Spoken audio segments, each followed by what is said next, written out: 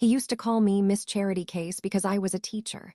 He'd show up in his new car, toss his keys on the table, and ask if my little school job was paying enough for pencils. But when his son got sick and no one else could help him, guess who he called first? Yeah, the sister he laughed at. I've learned something about life.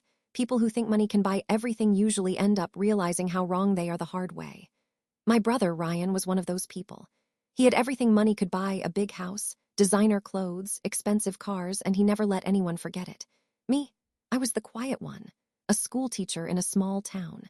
I didn't have a luxury car or fancy jewelry, but I had something my brother didn't: respect from the kids I taught and the people I helped. He never saw it that way, though, until the day life decided to humble him.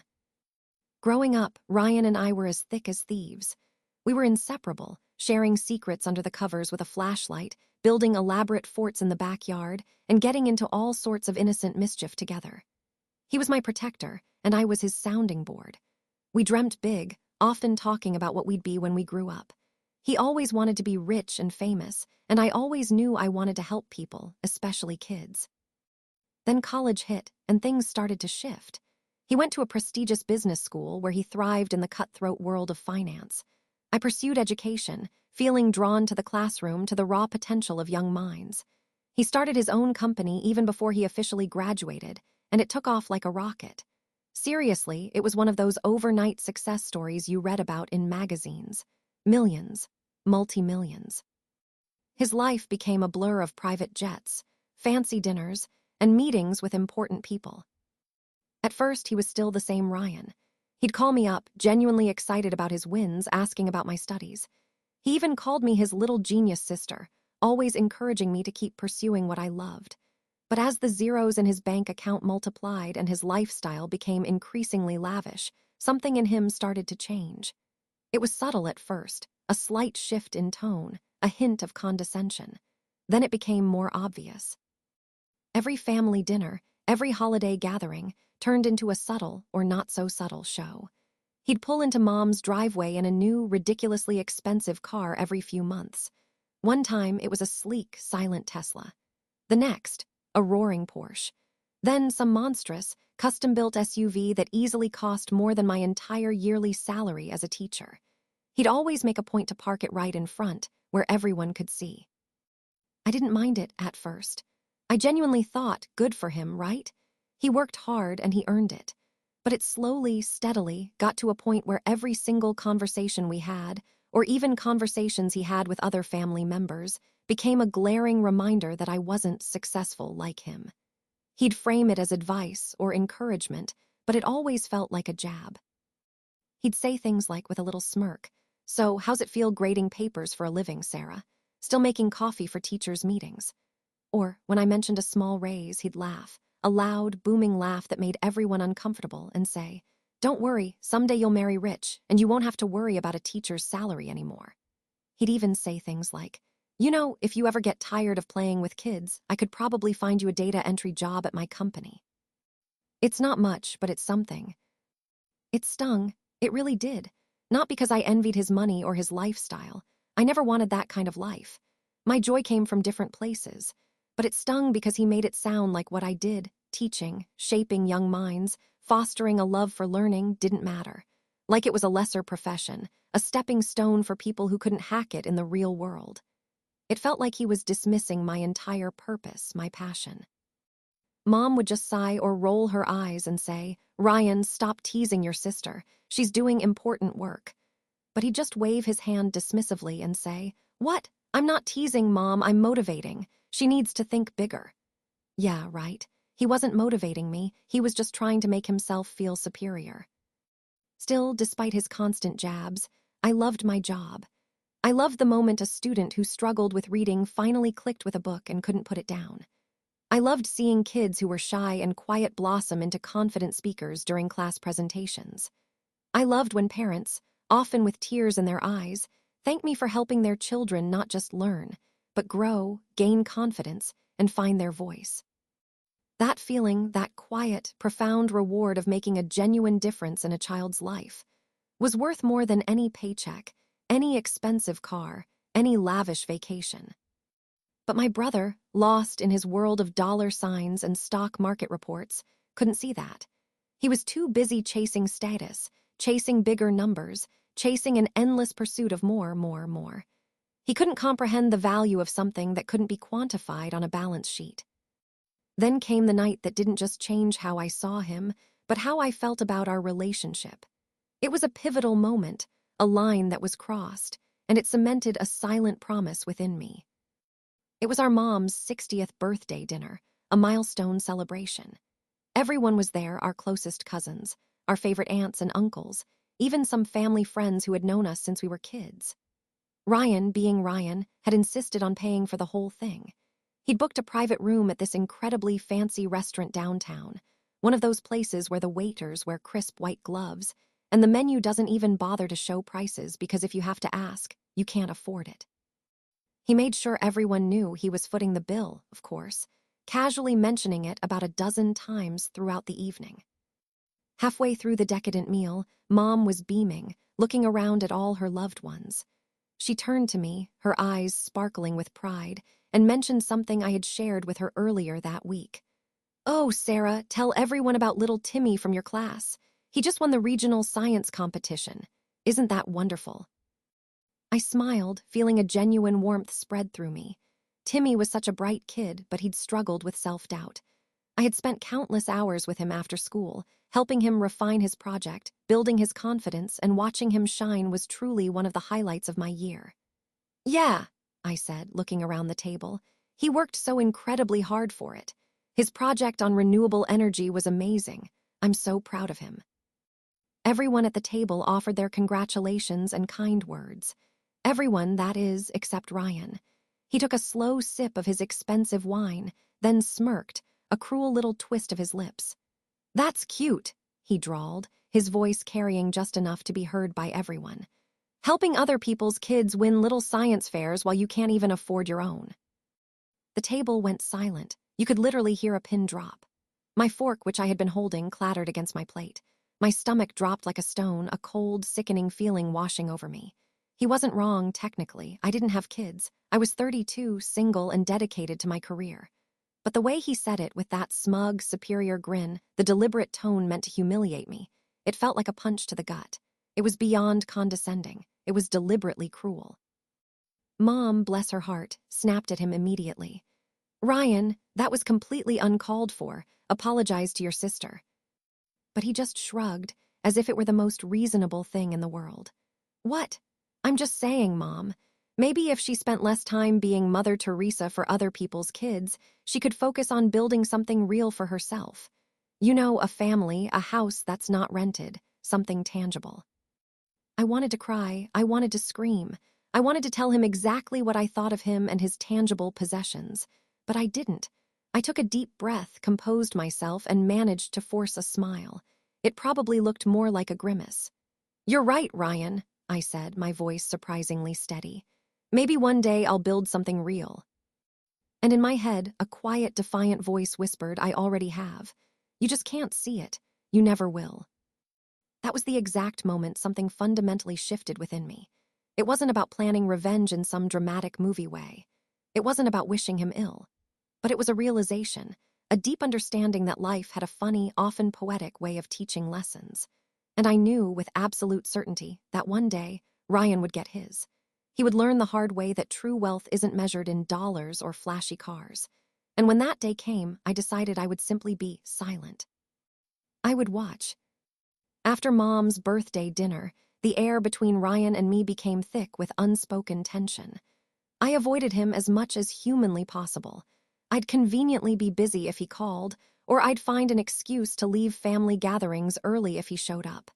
I didn't actively plot against him. I just withdrew, my silent protest. A few months slipped by. Then, one Tuesday morning, my phone rang. It was Mom, and her voice was trembling, thick with worry, a sound I hadn't heard from her since Dad passed away years ago. "Sarah, Ryan's in trouble," she choked out. My heart sank a little, despite my lingering anger. It wasn't the schadenfreude I expected to feel. It was more like a morbid curiosity mixed with genuine concern for my mother. Apparently, His seemingly invincible company had come under a serious investigation. Some massive partnership deal had gone spectacularly bad, involving shady contracts and questionable ethics. The details were murky, but the outcome was painfully clear. He was losing nearly everything. His business was bleeding money faster than he could plug the holes. Lawsuits were piling up, investors were pulling out, and his empire, built on what I now realized was a rather shaky foundation, was crumbling. He sold his ridiculously expensive luxury car collection. His sprawling penthouse in the city was foreclosed. Even his custom-made suits and designer watches were liquidated to try and pay off creditors. For the first time in years, my brother looked small. He stopped posting his flashy photos online. He stopped his incessant bragging. The glow of success that had almost literally radiated from him had dimmed, replaced by a hollow, defeated look. He ended up moving back into Mom's guest room, the very room he used to mock me for not being able to afford my own place. The irony was not lost on me. When I visited Mom one day, I found him in the kitchen, nursing a cold cup of coffee. He was staring into the dark liquid like it held all the answers to his shattered world. He looked thinner, his shoulders slumped, and there were dark circles under his eyes. His usual arrogant swagger was completely gone. I sat across from him at the kitchen table. The silence was heavy, broken only by the hum of the refrigerator. He didn't look up for a long time, just kept staring into his coffee. Then he finally spoke, his voice quiet, almost a whisper, completely devoid of its usual bluster. "You ever feel like everything you worked for, everything you built just disappears?" he asked, his gaze still fixed on the mug. I nodded slowly. "Every day it's called teaching." He let out a weak, tired laugh. It was a hollow sound, but it broke the suffocating ice between us. We talked for a while after that, more genuinely than we had in years. He confessed the extent of his financial ruin, the betrayal he felt from former partners, the sheer terror of losing everything. He sounded like a broken man. I listened, offered a few quiet words of understanding, but I didn't say, "I told you so." I didn't have to. His face, his demeanor said it all. I thought maybe, just maybe, he was finally starting to change. Maybe this immense fall from grace would teach him the lesson he so desperately needed. But then, a week later, I found out something that shook me to my core again. Something far more devastating than any financial loss. Ryan's son, my sweet, innocent little nephew Max, was diagnosed with a rare, aggressive heart condition. It required immediate, complex, and incredibly expensive surgery. Even with Ryan's once stellar insurance, it didn't cover everything. The out-of-pocket medical bills on top of his already crushing business debts were astronomical. They were truly crushing him. Mom, with her limited retirement savings, tried to help, but it was just a drop in an ocean of medical debt. Ryan, desperate, started calling everyone he knew. Old business partners, his wealthy friends from the yacht club, even his ex-wife's estranged family. But no one, absolutely no one, was willing to help. The moment his money disappeared, so did his fair-weather friends. It was a brutal, isolating lesson in the superficiality of his past relationships. He called me late one night. His voice wasn't just cracked, it was completely shattered.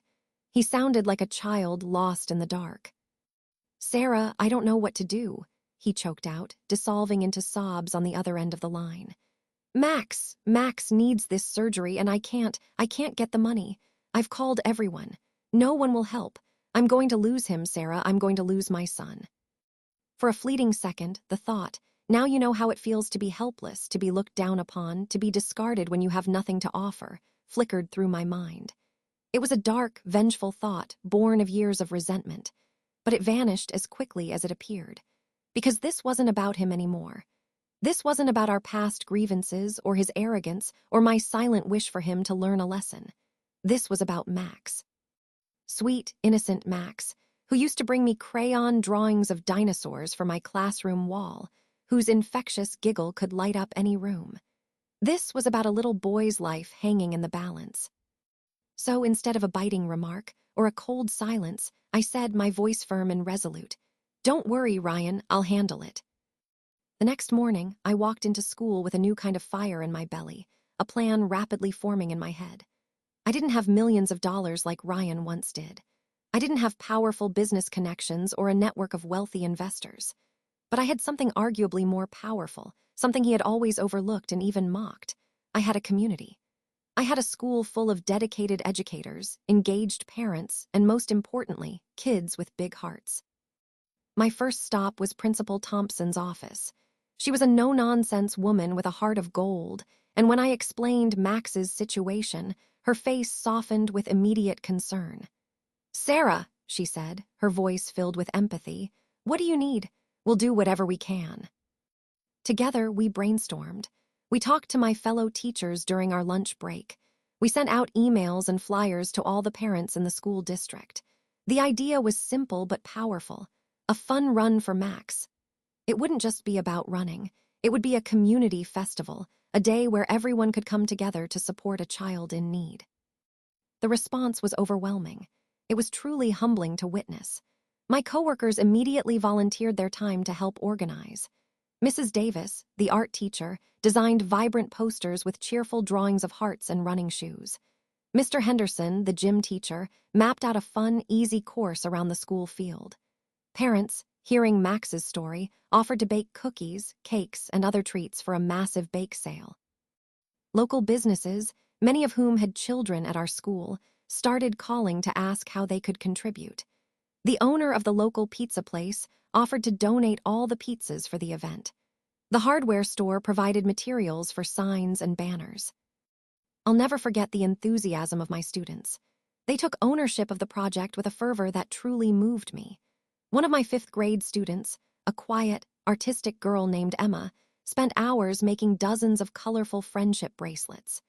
She then went door to door in her neighborhood, explaining Max's story to strangers, selling her bracelets for $1 or $2 each, and collecting donations. Another student, Liam, a budding athlete, convinced his dad, who owned a small sports shop, to donate signed jerseys and tickets to local games for an auction we planned to hold. The story spread like wildfire, not just through our school, but throughout the entire town. Local news channels picked up on it. A radio station interviewed Principal Thompson and me, and even some of the students. The simple, heartwarming story of a little boy needing surgery and his aunt's school community stepping up to help touched everyone's hearts. It wasn't about grand gestures. It was about ordinary people doing extraordinary things, driven by compassion and a sense of shared humanity. Meanwhile, Ryan remained blissfully unaware of the whirlwind of activity I had set in motion. He was too consumed by the daily grind of hospital paperwork, endless calls with insurance companies, and the relentless pressure from debt collectors. He was trapped in his own isolated world of worry and financial despair, unable to see beyond his immediate crisis. He was learning, in the cruelest way possible, the profound difference between having money and having support. When the day of the fun run finally arrived, I knew it was time to bring Ryan and Max. I called him, trying to keep my voice casual, though my heart was pounding with anticipation. "Hey, Ryan," I said, "can you and Max come by the school on Friday afternoon? There's something I want to show you." He sounded utterly exhausted, his voice devoid of its usual energy. "Why, Sarah? I really don't have time. Max has another appointment and I'm just trying to figure out." "Just come," I interrupted, gently but firmly. "Please, bring Max if he feels up to it. It's important." Friday came. The entire school field was transformed. Banners fluttered in the breeze, proudly proclaiming "Running for Max." And our school cares. Tables laden with baked goods stretched for yards, manned by smiling parents and eager students. Music pulsed from speakers, filling the air with a festive energy. There were bounce houses for the younger kids, face-painting stations, and a huge inflatable archway marking the start and finish line for the run. Ryan arrived, holding Max's small hand. Max, looking a little pale but excited by the atmosphere, was wearing a brave little smile. As they walked through the gates and Ryan's eyes swept across the packed field, his mouth literally fell open. His jaw dropped, and he stopped dead in his tracks. There were hundreds of people there, students in brightly colored t-shirts, their parents chatting happily, teachers bustling around, local community members who had simply come to support. Everyone was wearing shirts that proudly displayed "Running for Max" or "Team Max." The air was electric with kindness and generosity.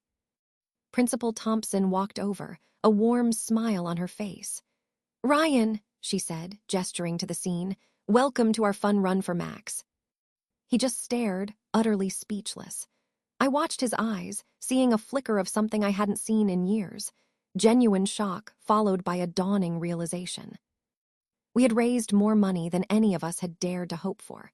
When it was time for the official announcement, I stood on a makeshift stage with Principal Thompson, surrounded by cheering students. The crowd roared as we held up an oversized check. We had raised over $80,000 that day. Every single penny was going directly to Max's medical bills. I still remember Ryan's face when we handed him the check. He didn't say anything at first. He just stared at the check, then at me, then back at the check. His eyes, usually so guarded, started to glisten. Tears welled up, slowly tracing paths down his cheeks. Then he looked at me, really looked at me for what felt like the first time in a decade. He whispered, his voice thick with emotion, You did this, Sarah." I smiled, a genuine, heartfelt smile. "No, Ryan," I said softly. "We did, everyone here, all of us." That moment, that profound, heavy silence between us, broken only by the distant cheers of the crowd. It was like years of bitterness, resentment, and unspoken words simply melted away. He finally, truly understood what I had been trying to say all along, what he had so vehemently dismissed. That real success isn't about the size of your bank account, or the brand of your car, or the number of zeros in a business deal. It's about the lives you touch, the connections you build, the community you nurture. It's about human kindness, a currency far more valuable than any dollar. A few months later, Max had his surgery. It was tough, just as we expected. The hours were long, the costs were immense, and the waiting was terrifying for everyone involved. There were moments of doubt, moments when we held our breath, but our little fighter, Max, pulled through. He was a champion. He's healthy now, completely recovered. Running, laughing, playing with his friends, living like any kid should. It was a miracle, a testament to modern medicine and the incredible power of a supportive community. And Ryan, he's not the same man anymore. The arrogance, the flashy persona, the obsession with wealth, it's all gone. Stripped away, piece by painful piece, until what was left was a humbled, grateful, and fundamentally changed human being. He sold what little was left of his failed company, tying up all the loose ends, facing the consequences of his past mistakes head-on. He didn't try to rebuild his empire. Instead, he started working for a small, local nonprofit organization that supports children's hospitals and families struggling with medical bills. He took a massive pay cut, went from CEO to an entry-level position, but he did it with a quiet dignity I never thought he possessed. He told me one day, sitting across from me at Mom's kitchen table, the same table where he used to mock my career, "You know what's crazy, Sarah? I used to honestly think money was freedom. I thought the more I had, the more control I'd have over my life, over everything. But watching what you did, seeing those kids and parents come together for Max, I realized I was so wrong. I think helping people, really making a difference, feels more like freedom than anything I ever bought." It's a weight lifted, a lightness in my chest I never knew existed. I didn't say anything. I didn't need to. I just smiled, a small, knowing smile, because finally, truly, he got it. He understood the lesson life had so brutally taught him, and he was choosing a new path, a path of purpose over profit. A few months after that, Ryan showed up at my school with a surprise. It was a normal Tuesday morning, and the principal called for a special assembly. Ryan stood in front of the entire school, all the students, the teachers, many of the parents who had participated in the fun run. He stood there, not in a flashy suit, but in a simple shirt and slacks, looking a bit nervous but resolute. He began to speak, his voice clear and earnest. "This school," he said, looking at me, then sweeping his gaze across the assembled students, "this incredible community raised money that literally saved my son's life. You showed me what true wealth looks like, so I wanted to give something back, something that truly honors that spirit." He then announced the creation of the Sarah Mitchell Scholarship Fund. It was a yearly grant, funded entirely by him, designed to support underprivileged students from our school district who dreamed of pursuing a career in education, who wanted to become teachers, just like me. I couldn't stop crying. Tears streamed down my face, a mix of profound surprise, overwhelming gratitude, and deep, quiet pride. The kids cheered, a wave of joyful noise. The parents clapped, their faces beaming. It was the proudest moment of my life, not because my name was on the scholarship, but because my brother, the man who once mocked my profession, was finally using his resources, his influence, and his changed heart to lift others up, to support the very career he once deemed insignificant. Now, when I think back to that painful night at the fancy restaurant, when he sneered and mocked me for being just a teacher, I don't feel anger or bitterness anymore. I actually smile. Because if he hadn't said those cruel words, if he hadn't been so lost in his own arrogance, maybe none of this would have happened. Maybe he never would have learned. Maybe Max's life wouldn't have been touched by the generosity of a small-town school. Sometimes people have to fall and fall hard to truly learn what matters in this messy, beautiful life. And sometimes, those who once looked down on you, who dismissed your worth, end up standing right beside you, grateful, humble, and completely changed. Because you were there for them when they needed you most, not with money, but with compassion and community. Ryan still teases me sometimes, but it's different now. It's lighthearted, playful, and full of affection. He'll say things like, "Hey, Miss Charity Case, got any homework for me today? Maybe I can help grade papers." And I'll laugh, genuinely laugh, because this time it's not cruel. It's love. It's a testament to a bond that was broken and then beautifully, painfully rebuilt. He found purpose again, a true, lasting purpose beyond superficial success. And I found a profound peace in knowing that I didn't need revenge to see justice served. I just needed compassion, patience, and the unwavering belief in the unseen strength of a community. Because sometimes, that's the strongest revenge of all, watching someone truly change for the better. Watch the next story. It's even crazier than this one.